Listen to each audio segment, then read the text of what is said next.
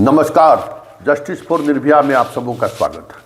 और आज हम जस्टिस फॉर निर्भया में बात पुलिस की कार्यशैली पर कर रहे हैं। 18 दिन हो गए, आज 18वां दिन है। 9 तारीख को FIR दर्ज हुआ और आज 27 तारीख है।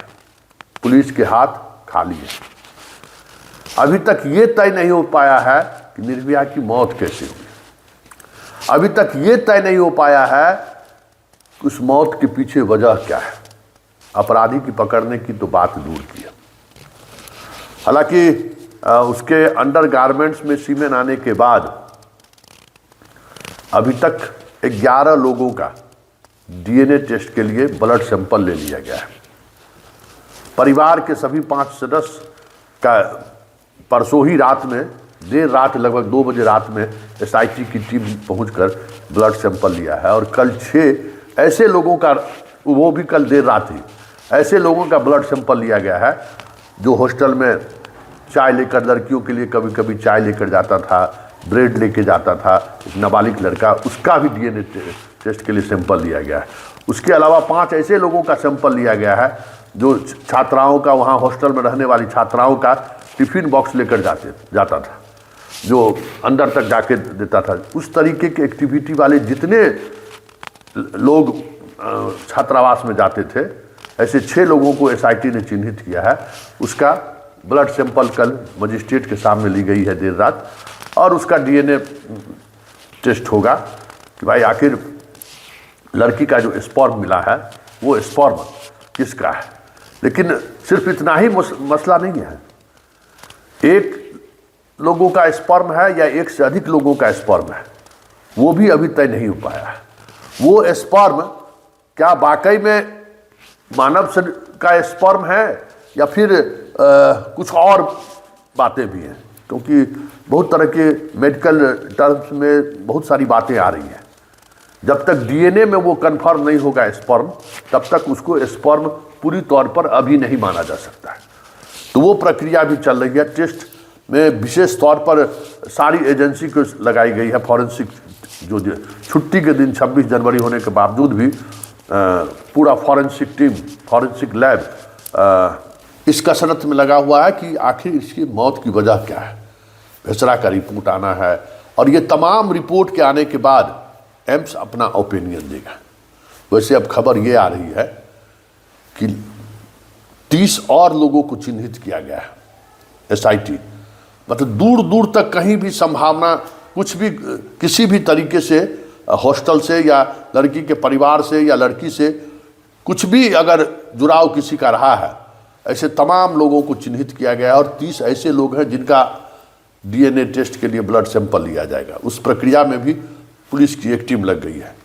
एक टीम जो दिल्ली के आसपास के इलाकों में एक खास है, जिसकी तलाश पुलिस पहले दिन से कर रही है कि वो पकड़ में आए तब कुछ बातें खुलकर सामने आएंगी। इसके अलावा अब बात पोलोग्राफी टेस्ट का भी हो रहा है कि ये सारी चीज़ें सामने आ ही रही हैं। पोलोग्राफी टेस्ट भी होना चाहिए। परिजन का हो, उसके मामा का हो, चाहे फिर हॉस्टल में केयर टेकर का हो या हॉस्टल का जो संचालिका है, सबों का पोलोग्राफी टेस्ट हो कि जो वो बयान दे रहा है वो सही है या नहीं। हालांकि इसका कोई लीगल महत्व नहीं है, लेकिन पुलिस को अनुसंधान में इससे मदद मिलती है। तो पोलीग्राफी टेस्ट की भी तैयारी चल रही है कि अब DNA के साथ साथ पोलीग्राफी टेस्ट भी, मतलब हर लाइन पर इन्वेस्टिगेशन होना चाहिए ताकि अंतिम कंक्लूजन पर पहुंचा जाए।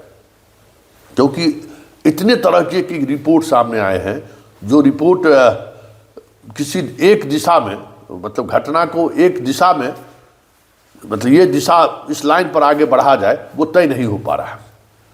लाइन ऑफ ट्रीटमेंट जो रहा है, चाहे वो वेदांता हॉस्पिटल का रहा हो, चाहे डॉक्टर प्रभात हॉस्पिटल का रहा हो, जो लाइन ऑफ ट्रीटमेंट है, दोनों का लाइन ऑफ ट्रीटमेंट जो है कहीं दूर दूर तक उस घटना को पर मोहर नहीं लगा रहा है जो बातें अब सामने आई हैं। पोस्टमार्टम रिपोर्ट में भी बहुत सारी बातों का जिक्र है, लेकिन स्पर्म उस हिस्से में कहीं नहीं मिला है। मतलब स्पर्म मिलने की बात पोस्टमार्टम रिपोर्ट में भी नहीं है। हाँ, कपड़ा में जरूर मिला है, जिसकी पुष्टि होने के बाद पुलिस नए सिरे से जांच फिर से शुरू कर दी।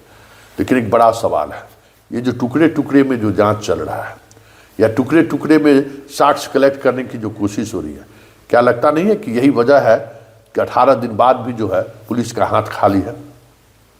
पुलिस को अनुसंधान के जिस दिशा में जाने की जरूरत है, आपको लगता नहीं है कि अभी भी पुलिस उस दिशा में नहीं जा रही है? और उसकी वजह जो भी हो, और हम बार बार कहते हैं और अभी भी कह रहे हैं कि परिवार के लोगों को पुलिस को सहयोग करना चाहिए। जो भी जानकारी है पुलिस तक पहुंचाई जाए, क्योंकि देखिए केस सीबीआई को जाएगा, ये साफ अब दिखने लगा है। पुलिस भी काफ़ी दबाव में है, इसलिए चाह रही है कि सीबीआई को चला ही जाए। लेकिन सीबीआई के जाने से निर्भया को न्याय मिल जाएगा कोई ज़रूरी नहीं है, क्योंकि बिहार के बहुत सारे मामलों की जांच सीबीआई कर रही है, अभी भी कर रही है। कोई बिहार पुलिस से बेहतर क्या कहते हैं, इन्वेस्टिगेशन करते हुए नहीं दिखा है, अनुसंधान करते हुए कहीं नहीं दिखा है। इसलिए बिहार पुलिस पर आप दबाव भी बना सकते हैं, और बिहार पुलिस दबाव में है भी, तो कुछ चीज़ें सामने आ सकती हैं। वैसे परिजन को भी तो हम बार बार कह ही रहे हैं कि अगर किसी और लोगों का आप डीएनए की बात करते हैं कि उसका भी टेस्ट होना चाहिए, किसी पर शक आपको है, क्योंकि जितने हॉस्टल कर्मियों पर आपने शक का है, सारे लोगों का डीएनए टेस्ट हो रहा है। और अगर पोलियोग्राफी टेस्ट होगा तो उन लोगों का भी पोलियोग्राफी टेस्ट होगा कि झूठ तो कोई नहीं बोल रहा है। एक एक कड़ी में को खोलने की पुलिस कोशिश कर रही है, लेकिन जब तक परिवार पुलिस को सहयोग नहीं करेगी कि आखिर 10 दिनों तक आपके पास बेटी आपकी रही, 25 तारीख से लेकर 5 तारीख तक, इस बीच में क्या हुआ, क्या बातचीत हुई, क्या कुछ ऐसा अनहोनी की आशंका उन्होंने जताया था?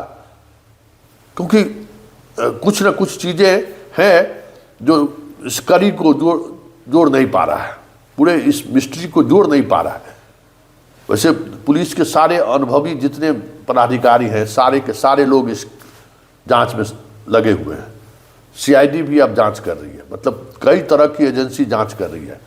साथ ही मेडिकल लीगो जो आपका एक आधार होगा इस पूरे केस के अनुसंधान की दिशा का, उसमें एम्स के 5 बड़े बड़े डॉक्टर शामिल हैं। लगातार एसआईटी की रिपोर्ट पर वो अध्ययन कर रहे हैं। एसआईटी को लगातार वो सलाह दे रहे हैं कि इन सब बिंदु पर भी हमें एविडेंस चाहिए, क्योंकि वैज्ञानिक साक्ष्य पूरी तौर पर साक्ष्य नहीं माना जाता है। परिस्थितिजन्य साक्ष्य और साइंटिफिक इन्वेस्टिगेशन, मतलब वैज्ञानिक जांच, दोनों अगर आके एक जगह मिल जाए तो वो 100% सही है, इस तरीके से लोग मानते हैं। वैज्ञानिक रिपोर्ट ही, साइंटिफिक इन्वेस्टिगेशन पूरी तौर पर सही है, फिर रॉन्ग हो जाएगा बहुत सारी चीज़ें। और जो परिस्थितिजन्य साक्ष्य है, सिर्फ उस आधार पर अगर अनुसंधान होगा तो वो भी गलत होगा।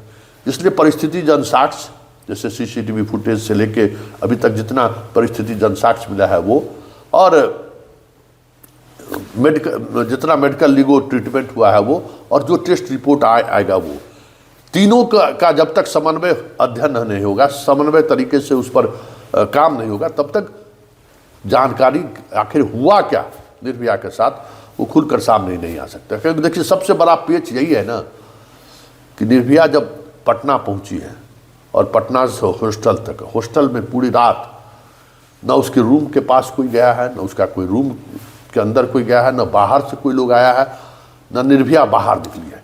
समस्या यही है। पुलिस का अनुसंधान जो है ठहर इसलिए गया है कि किसी की एंट्री हुई ही नहीं है, कोई गतिविधि ही नहीं है छात्रा के रूम के आसपास या छात्रा के रूम में।